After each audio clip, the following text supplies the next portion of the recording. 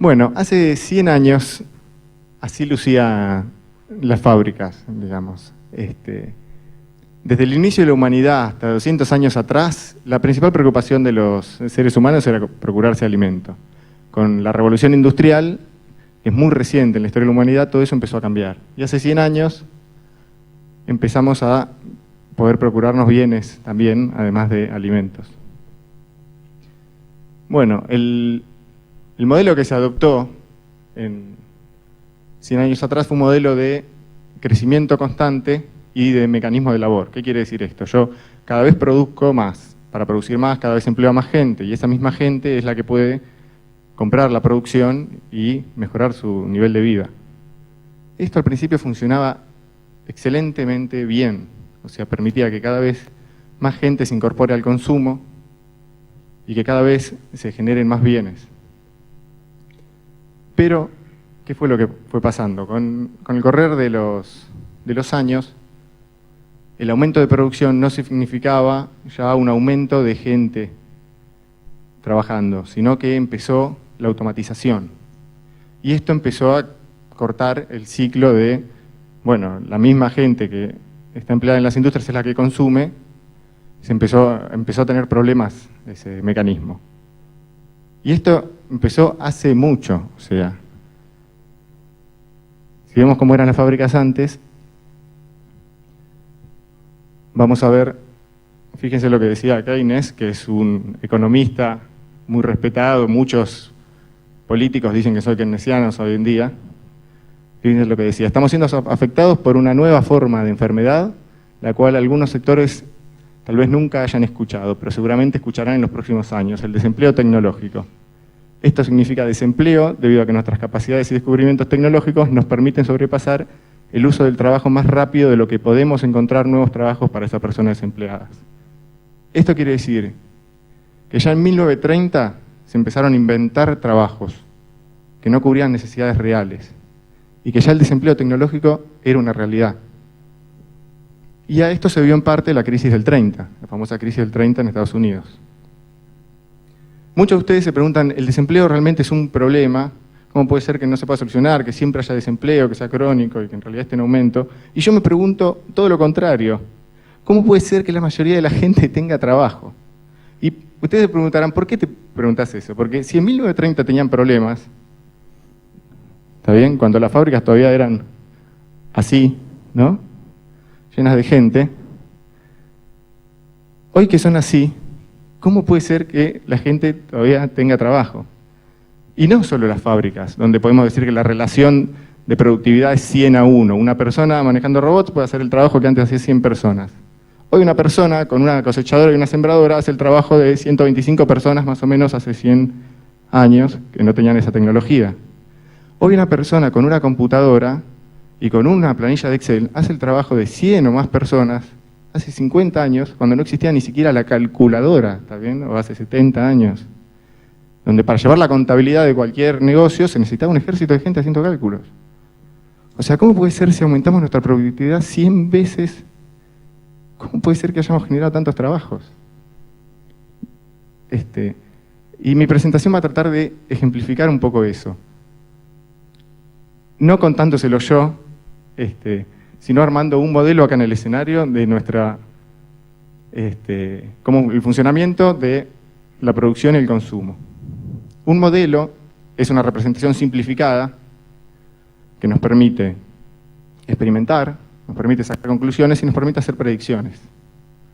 ¿Está bien? Para armar el modelo vamos a elegir un producto en particular. Y quise elegir un producto de la creciente industria de los descartables. ¿Está bien? Cada vez hacemos más cosas descartables. Cuando yo era chico casi no había descartables y yo tengo 34 años nada más. Pero en las últimas décadas creció muchísimo la industria de los descartables. Y en particular elegí un producto muy conocido por todos,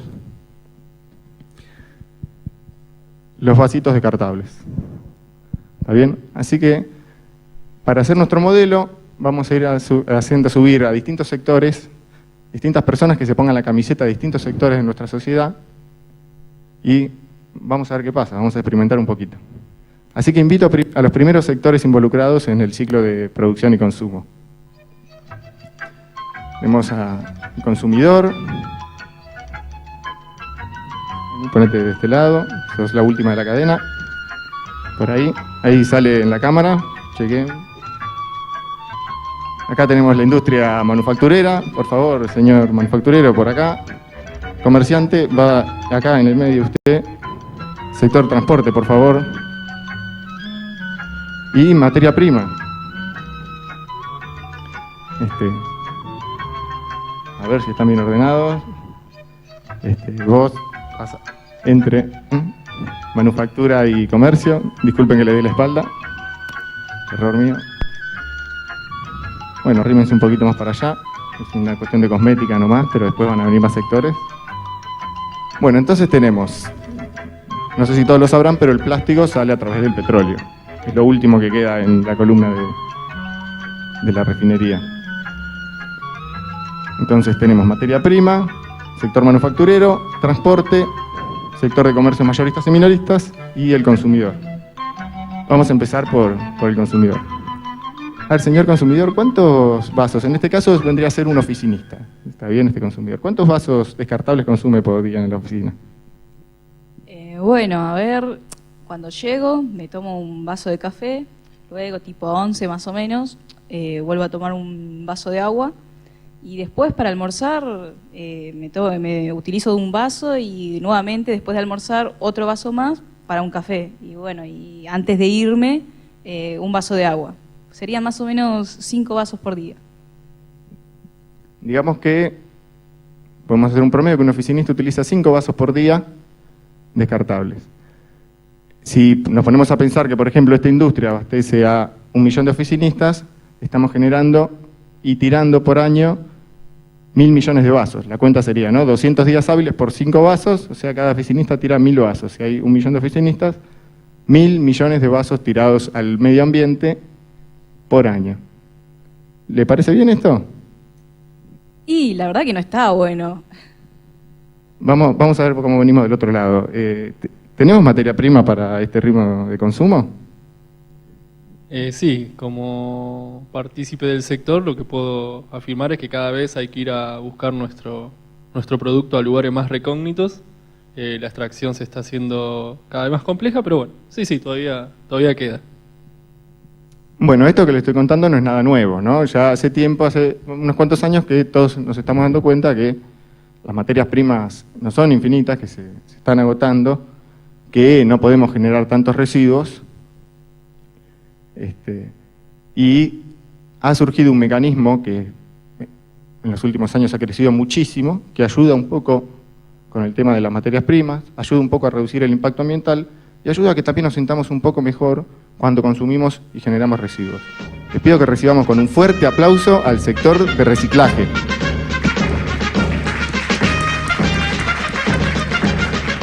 Buenos días. Buenas tardes, perdón. Deje el tachito, por favor, ahí en el consumidor. Póngase acá cerca del sector de manufactura, que usted también ahí ayuda por ese lado. Bueno, ahora vamos mejorando. Mira, consumidor oficinista, ahora tenés tu tachito de reciclaje. Así que acá tenés los 5 vasitos por día. Vamos, al tachito.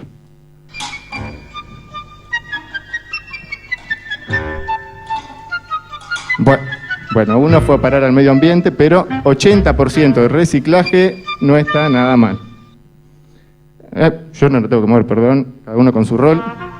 Transporte, por favor, lleve el tachito al sector de reciclaje. Esto del reciclaje está buenísimo. Estamos generando nuevos puestos de trabajo. Fíjense que ahora tenemos nuevas necesidades para transportistas. Bueno, cuénteme, reciclador, ¿cuál es su eficiencia de reciclaje?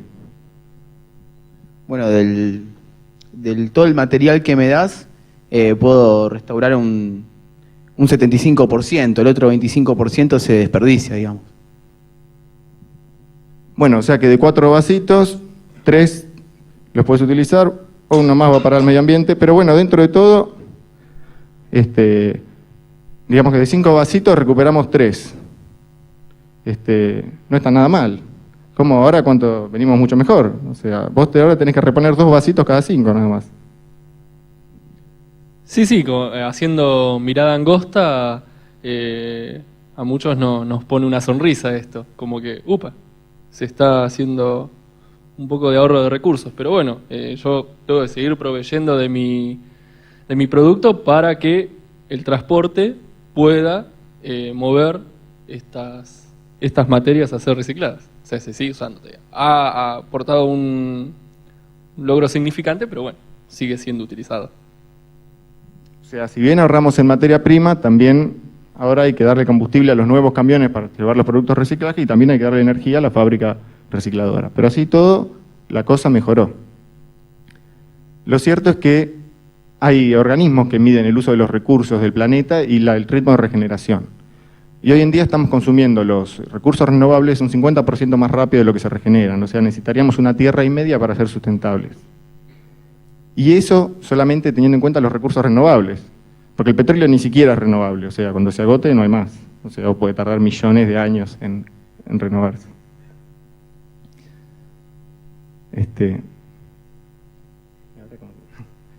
Bueno.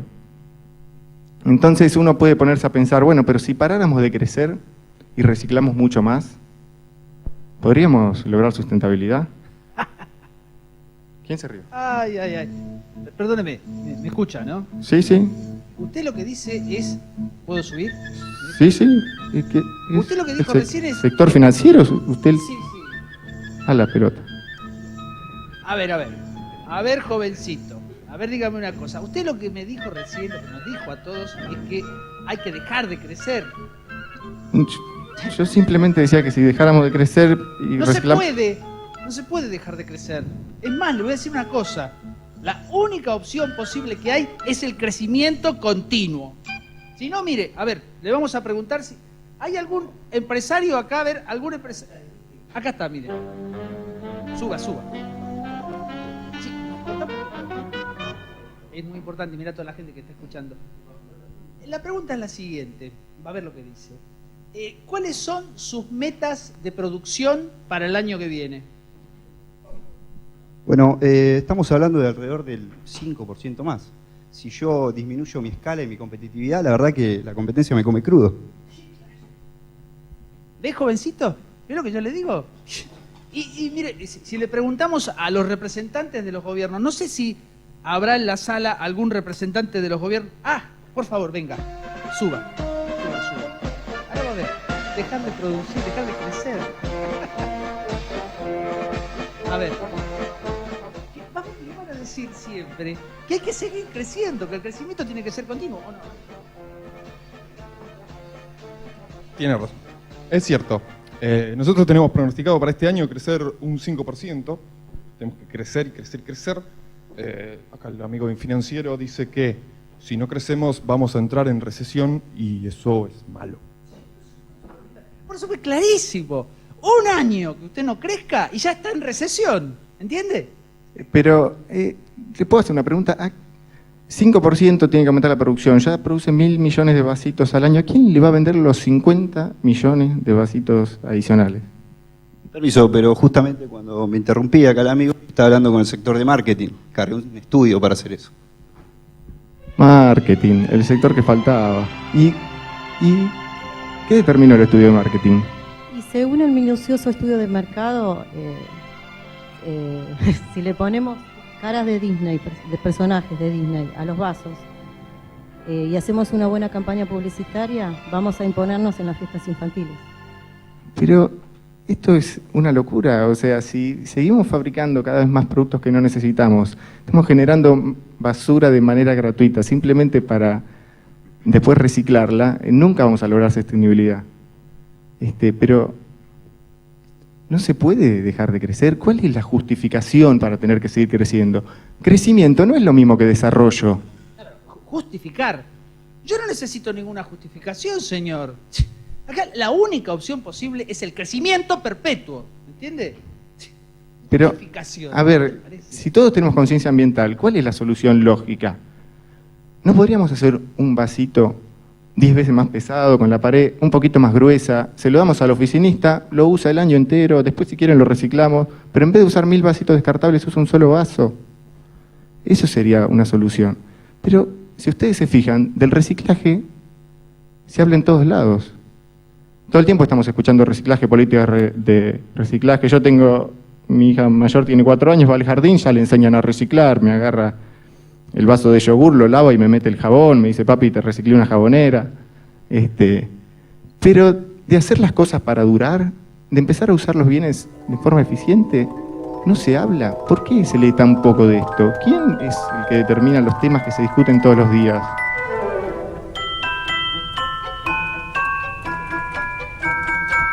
Uy, y eso.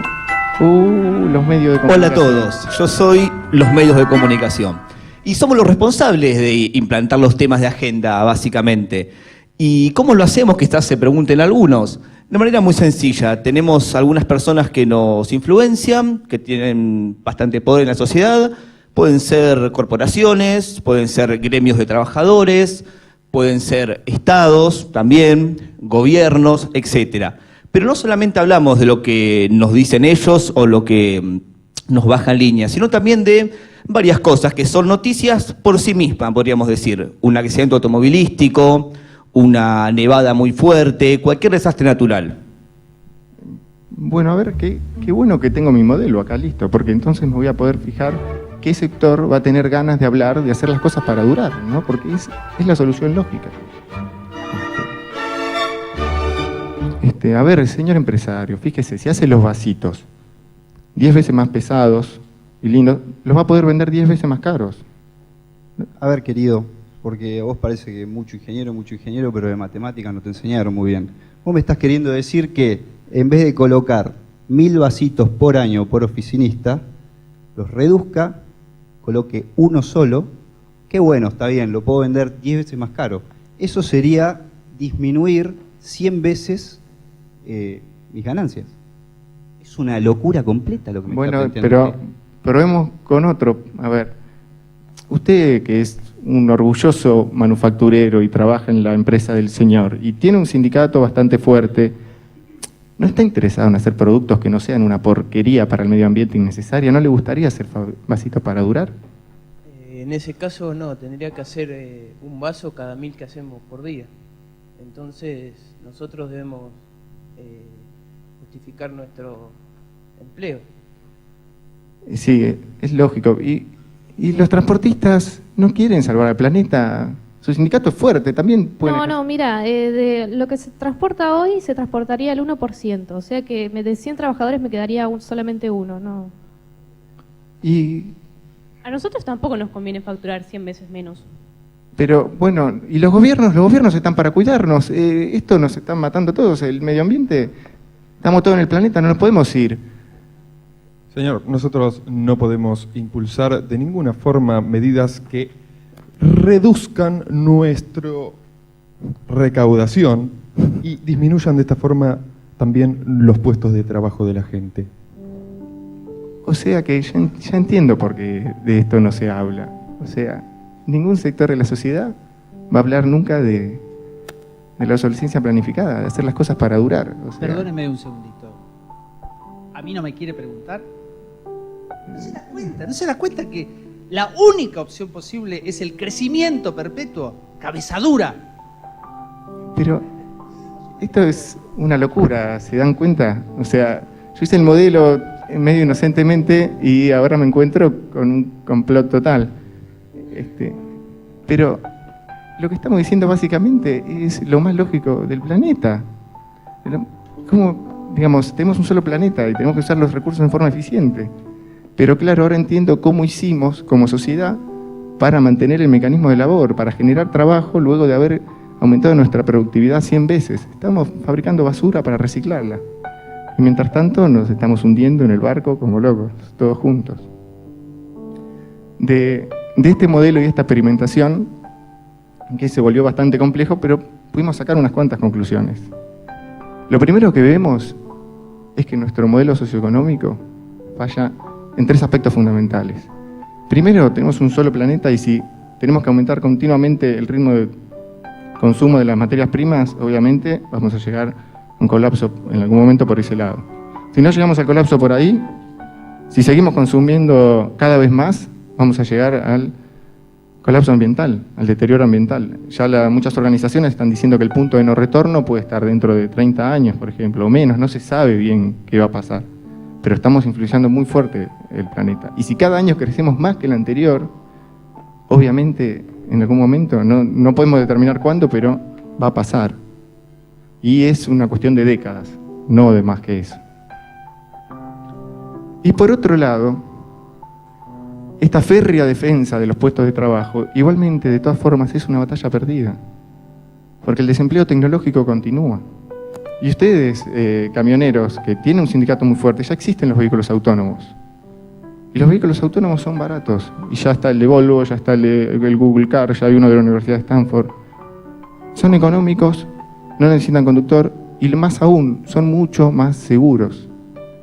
Vieron el accidente del tren en España recientemente, no sé si escucharon las declaraciones del conductor que dijo, no puede ser, me distraje un segundo, yo les dije que esto era peligroso, esta ruta, si alguien se distraía un segundo, no puede ser que los humanos nos podemos distraer. El tipo llorando, sintiéndose responsable por haber causado la muerte de 80 personas. Pero lo que decía era muy lógico. No podemos poner una persona que se puede distraer a tomar una decisión. Si hoy día podemos poner una máquina con 500 millones de sistemas redundantes, ya hay trenes autónomos y nadie escuchó de accidentes. Si hubiera habido accidentes, no se preocupen que lo primero que hubieran salido a decir las máquinas son peligrosas. Así que el mecanismo de labor está en detrimento y el problema del desempleo tecnológico cada vez se ve más. Y es imparable. Incluso los trabajadores de la industria manufacturera, que son mucho menos de lo que eran antes, o sea, solo el 20% de los trabajos que hay en la industria manufacturera, también están en riesgo sus trabajos. La automatización sigue, yo me ocupo de eso, yo dejo sin trabajo a un montón de gente todos los años en la industria manufacturera, instalando robots. Y por otro lado, los comerciantes también van a perder su puesto de trabajo. Cada vez más gente se está acostumbrando a comprar por internet. Sumado eso a que hay vehículos autónomos y que se le puede hacer un delivery automático de las cosas.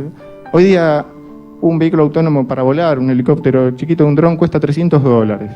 Uno puede hacer siquiera un delivery de pizza, ya empiezan a ver videos mostrando ese tipo de cosas. Entonces uno podría comprar por internet una pizza y te la trae un robotito y te la baja en el patio de tu casa. O en el balcón, salís al balcón, le tirás la mano y te la deja ahí. O sea, eso parece ciencia ficción, pero hoy está la tecnología para hacer eso. O sea, es una locura lo que estamos haciendo en defensa de los puestos de trabajo. Estamos presos de un sistema socioeconómico que fue maravilloso al principio, entiéndanlo, no es que estoy diciendo que fue hace 100 años, cuando no teníamos la tecnología de hoy, era maravilloso el sistema de crecer para que más gente tenga acceso a bienes y cada vez más gente trabajara en esas fábricas y esa misma gente consumía. Pero llega un momento que no puedes crecer más. Si vos fabricás heladeras en un país donde no hay heladeras, al principio cada vez vendés más. Pero si las haces bien, cuando todas las familias tienen heladeras, ya nadie te compra. Es así de simple. Entonces, ¿qué tenés que hacer? Y bueno, las tenés que hacer para que no duren tanto. Y no es que hay una gran conspiración, es que ¿qué va a hacer el empresario? Tiene que defender las fuentes de empleo. Y por ejemplo, si los picos de tensión queman las heladeras, ¿le pongo una protección de tensión que puede salir 1 o 2 pesos? No. ¿Está bien? No es que hay una teoría conspiranoica te juntan los empresarios de las cámaras de electrodomésticos de todos los continentes en una habitación fumando habanos y dicen, bueno, vamos a... No, se entiende, entendiendo los mecanismos del sistema que vivimos hoy. Tenemos la tecnología para vivir los 7.000 millones con una altísima calidad de vida en el planeta, sin necesidad de trabajar para generar sustento. Después tendremos que ver qué hacemos con nuestro tiempo libre. Pero la tecnología es suficiente para generar abundancia para los 7.000 millones, para vivir con muy buen nivel de vida sin trabajar, trabajando muy pocas horas en forma organizada, haciendo los bienes en forma eficiente. Pero en cambio, y además haciéndolo de manera sustentable, además, pero en cambio, tenemos un sistema socioeconómico donde 1.000 millones de personas pasan hambre. Del resto, los que tienen trabajos, la mayoría hacen trabajos que no les gusta, trabajos que no están satisfaciendo ninguna necesidad real. Acá les mostré un ejemplo.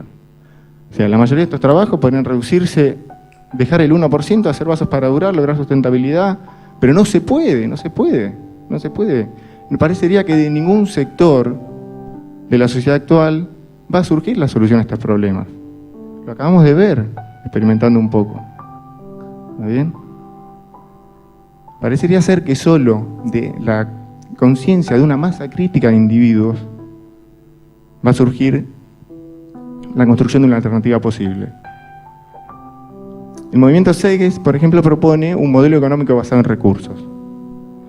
Un modelo económico basado en recursos no está ni siquiera del todo bien definido. Lo único que estamos diciendo es que ¿por qué no agarramos y hacemos las cosas usando los recursos del planeta en forma eficiente? Todas las tareas que se pueden automatizar, automaticémoslas. Bueno, pero hay un montón de cosas que tienen que resolver. Y sí, faltan resolver muchísimas cosas. Pero eso no quiere decir que sea un capricho de un grupo de jóvenes muy alejado de la realidad. ¿Está bien? Y no hay evidencia de que eso funcionaría, pero tampoco hay evidencia de lo contrario. Y con problemas y todo, ¿ustedes se imaginan que va a ser peor que lo que tenemos ahora? No esperen que esa solución llegue de ninguna institución tradicional. Esa solución va a llegar si tomamos conciencia. Disculpe.